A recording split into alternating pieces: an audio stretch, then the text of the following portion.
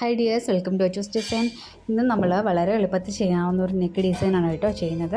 അപ്പോൾ അതിന് വേണ്ടിയിട്ട് ഞാൻ ഇവിടെ കട്ട് ബീഡ്സ് എടുത്തിട്ടുണ്ട്. ഗോൾഡൻ കളറിലെ കട്ട് ബീഡ്സ് ആണ് കേട്ടോ. അതുപോലെ തന്നെ നമുക്ക് ഗോൾഡൻ കളറിലെ സീക്വൻസും വേണം.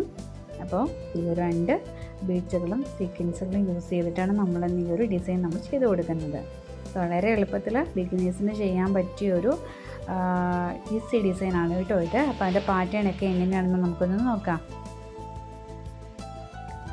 അപ്പോൾ ഞാൻ ഈ ഒരു രീതിയിലാണ് പാറ്റേൺ വരച്ചിട്ടുള്ളത്. നെക്കിൻ്റെ മെഷർമെൻ്റ് എന്ന് പറയുന്നത് നെക്ക് നമ്മൾ മാർക്ക് ചെയ്ത് കൊടുത്തതിന് ശേഷം യോക്കിൻ്റെ ഭാഗത്തേക്ക് ഒരു 12 ഇഞ്ചോളം താഴേക്ക് ലൈൻസ് പോലെ വരച്ചിട്ടാണ് ചെയ്യുന്നത്. അപ്പോൾ ഈ ഒരു രീതിയിലും ചെയ്യാം. അപ്പോൾ ഇതിൻ്റെ പിക്ചറിൽ കാണിച്ചിരിക്കുന്നത് കുറച്ച് ഗ്യാപ്പ് കൊടുത്തിട്ടുള്ള രീതിയിലാണ്. ഞാനിപ്പോൾ വരച്ച രീതിയിൽ നിങ്ങൾക്ക് ചെയ്യാം.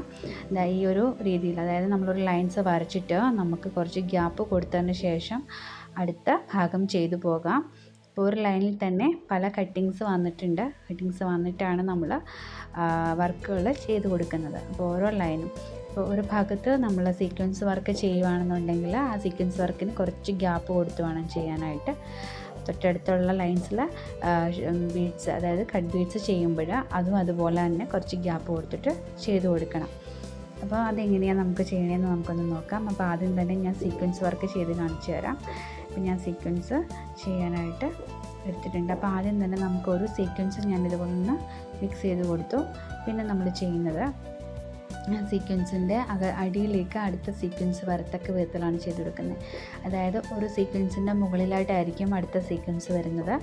ആ ഒരു രീതിയിലാണ് നമ്മൾ ഈ ഒരു സീക്വൻസ് വർക്ക് ചെയ്ത് കൊടുത്തിട്ടുള്ളത്. അപ്പോൾ വളരെ എളുപ്പത്തിൽ ബിഗിനേഴ്സിന് നോർമൽ നീഡിൽ യൂസ് ചെയ്തിട്ട് തന്നെ നമുക്ക് ചെയ്ത് കൊടുക്കാനായിട്ട് പറ്റും. ഇതുപോലെ നമുക്ക് ഓരോ സീക്വൻസും മുകളിൽ അടുക്കി വരുന്ന പോലെയാണ് നമ്മൾ ചെയ്ത് കൊടുക്കുന്നത് കേട്ടോ.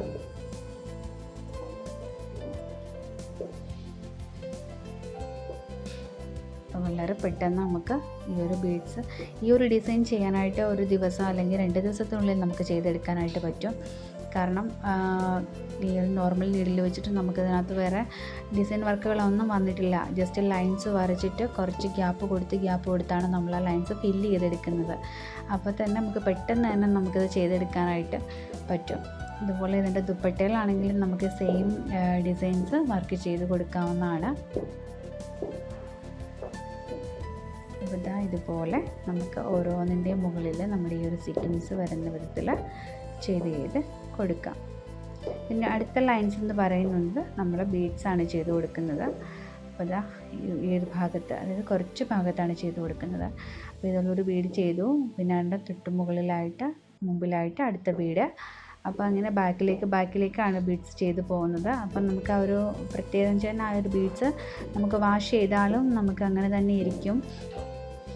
ചിലർ പറയും ഈ ഒരു ബീഡ്സ് ഇങ്ങനെ ചെയ്യുമ്പോൾ നമുക്ക് ചിലപ്പോൾ വാഷ് ചെയ്യുമ്പോൾ പോകുമെന്നുള്ള ഒരു സംശയമുണ്ട്. പക്ഷെ അതങ്ങനെ പോവില്ല. നമുക്ക് ഈ ഒരു ബീഡ്സ് ഓരോന്നിൻ്റെയും ലോക്കിയിട്ടാണ് നമ്മൾ പൊയ്ക്കൊണ്ടിരിക്കുന്നത്. അപ്പോൾ നമുക്ക് വാഷ് ചെയ്താലൊന്നും നമ്മുടെ ഈ ഒരു ബീഡ്സ് പോകത്തില്ല.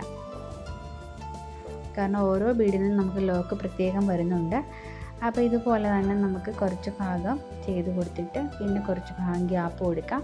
അതിനുശേഷം അടുത്ത ബീഡ്സ്, അങ്ങനെയാണ് നമുക്ക് ഈ ഒരു ലൈനിൽ ചെയ്ത് കൊടുക്കുന്നത്. ഒരു ലൈൻസിൽ കട്ട് ബീഡ്സ് ആണെങ്കിൽ അടുത്ത ലൈനിലെ സീക്വൻസ് ആണ്. അപ്പോൾ അങ്ങനെ നമുക്ക് ഓരോന്നും മാറി ചെയ്ത് പോകണം.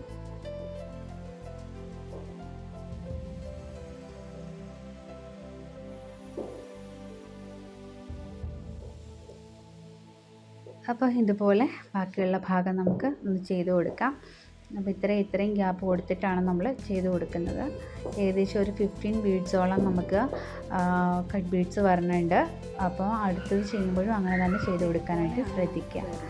അപ്പോൾ ഇന്നത്തെ വീഡിയോ നിങ്ങൾക്ക് എല്ലാവർക്കും യൂസ്ഫുള്ളായെന്നും ഇഷ്ടമായെന്നും ഞാൻ കരുതുന്നു. അപ്പോൾ മറക്കാൻ നമ്മുടെ ചാനലൊന്ന് സബ്സ്ക്രൈബ് ചെയ്തേക്കുക. സബ്സ്ക്രൈബ് ചെയ്യുമ്പോൾ എന്ന ഓപ്ഷൻ തന്നെ എനേബിൾ ചെയ്യാനായിട്ട് മറക്കല്ലേ. ഫ്യൂച്ചറിലിടുന്ന വീഡിയോസിന് നോട്ടിഫിക്കേഷൻസൊക്കെ കിട്ടാൻ വേണ്ടിയാണ്. അപ്പോൾ നമുക്ക് വീണ്ടും നല്ലൊരു വീഡിയോ ആയിട്ട് വീണ്ടും കാണാം. Thank you.